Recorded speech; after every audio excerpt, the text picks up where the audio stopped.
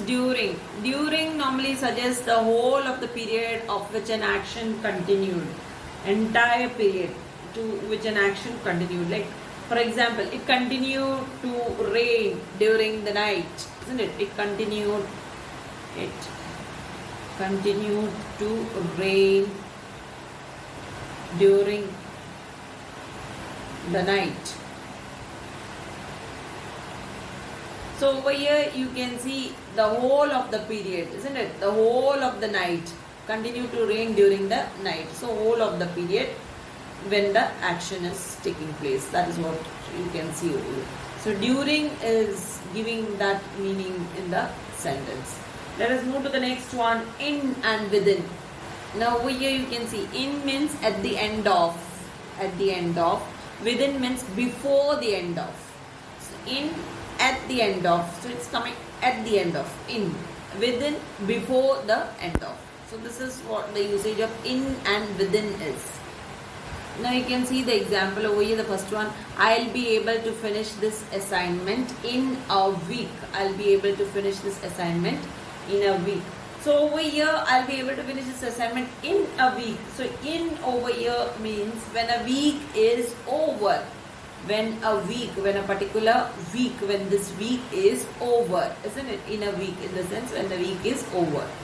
Next one you see, I'll be able to finish this assignment within a week. I'll be able to finish this assignment within a week. Within a week. Now here within, isn't it? Over here within means before a week is over, isn't it? Before a week is over.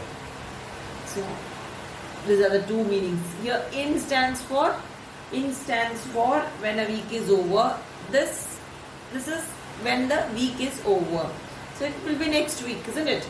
So here within stands for before a week is over. Before it. Before. That means same week. So this changes to the next week, but this same week itself. That is what it means over here. Now let us move to the next one. That is until. The usage of until in preposition and by these words. Okay. Now you have until. Until means the action continues up to a certain moment. Until action is continuing up to a certain moment. Whereas by the action will happen at or before a certain future moment. At or before. It can be at, like how we had seen by earlier, the only usage of by. So same thing over here. Action will happen at or before a certain future moment. So here you have two examples. Please wait here until I come back. Please wait here until I come back.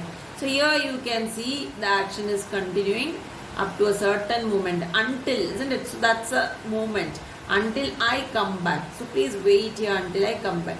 So a certain movement, this moment is given over here. Then the next example you see, I'll return your camera by Saturday evening. By Saturday evening. So here it is speaking about an action which will happen at or before Saturday, isn't it? Before Saturday. At or before Saturday. So by Saturday evening means maybe at Saturday evening itself or maybe on Friday evening. It can be given right before it, isn't it? So something like that. That is what the usage of until and by is. Please note down all these things, then you will be able to complete the exercises. So in the previous link we had seen prepositions of place or position, isn't it? Place or position, in which I taught you about at. We already did. We had done in that link at, on, in, right? So beyond after doing that, let us do between and among. Okay, not between and among. So these two we just left out from that, whatever we did earlier. So let us discuss this now, where we use between and where we use among. This is an area where normally we have confusion. So let us discuss between, where we use between. So here we have a sentence like this. Anishka is standing between. So we are using first between over here. Anishka is standing between Abhiram and Abhijit. Anishka is standing between Abhiram and Abhijit. Okay. So between these two, Anishka is standing. So where between is used here, you can see between is used with two persons, isn't it? Two persons. Sometimes between is used with two things, like how we have used. Now here, Anishka. So between is used. So this one, between these two. So between is used with two people, or maybe two things, or maybe group of things. Okay, maybe group of things. So one between a group of things, or maybe two people or two things, right? So that is the usage of one usage of between. Then secondly, let us see to the second usage.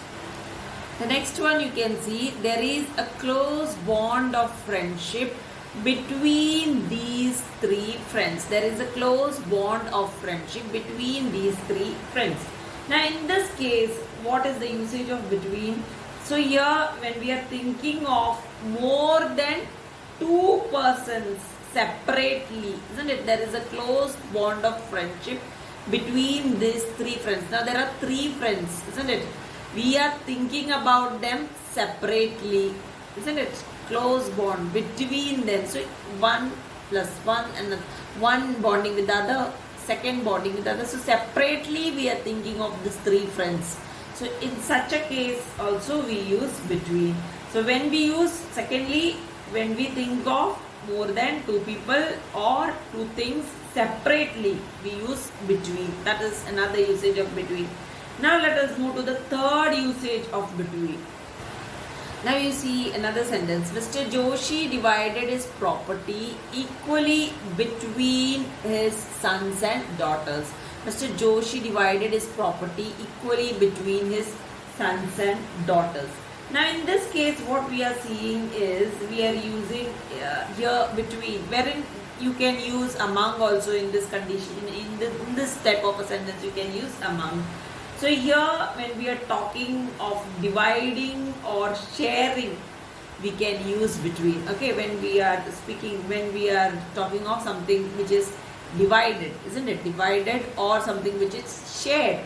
So in such a case also we can use between. So in this situation we can use among. Mr. Joshi divided his property equally among his sons and daughters. That is also correct. In this situation we can either use between or among. Both answers are correct. Okay. Now let us move to among, and with that we'll wind up today's class. So this sentence, you see, the rabbit lay hidden among the bushes. The rabbit lay hidden among the bushes. So where the rabbit is one, where it is hidden, it's among the bushes. So bushes, isn't it? Bushes. So in such a situation where somebody or something like this is in a group, isn't it? What is in group? In this group, right? Somebody or something is in a group, maybe in a mass of people or mass of things like this, or when we do not see things separately. Now this here we can't see the things separately, isn't it? We use among. In such a situation we use among. We can have another example also and we can clarify. So you can see the sentence. The teacher distributed the question papers among the students, right? So here somebody is teacher, isn't it? So somebody is in a group now, right? So where is the teacher? In the group of the students, distributing this particular paper. Now this particular papers, isn't it, is distributed in the group of students, isn't it? So in a group. So this is the usage of among. So here in this type of sentences we use among. So now today you have learned the difference between the usage of between and among. So these two main things we have seen towards the end of today's class. We'll continue with some more usage of these type of words, above, over, below, under, in the next class. Till then, thank you very much.